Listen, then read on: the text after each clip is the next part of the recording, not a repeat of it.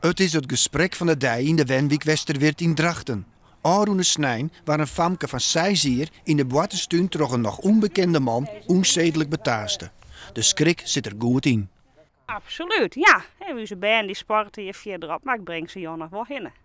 Ja. En ben je net meer al in de goestrijd? Nee, dat vind ik al wel eng.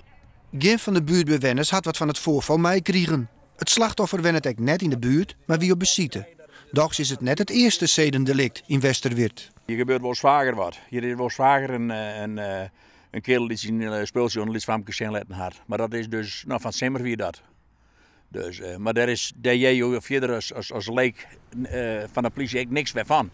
Na aanleiding van de twee zaken had de politie nog een groot buurtonderzoek opzet. Beschutte dat er aanwijzingen binnen dat de dierder mogelijk uit de wijk zelf komt?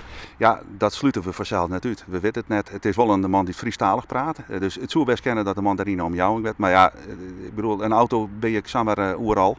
Dus wat dat betreft, we weten het net. Maar de mogelijkheid zit erin. Van de Simmer had een exhibitionist zijn geslacht om beestje litten. Nou, dit voorval, is dat reden voor de politie voor extra maatregels?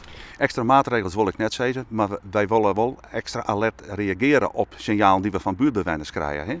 Mensen die de verdachte persoon zeggen, laat het dus alsjeblieft weten, goed signalement terug aan, kentekens van auto's, kleuren van fietsen, gissa maar terug, we moeten informatie hebben.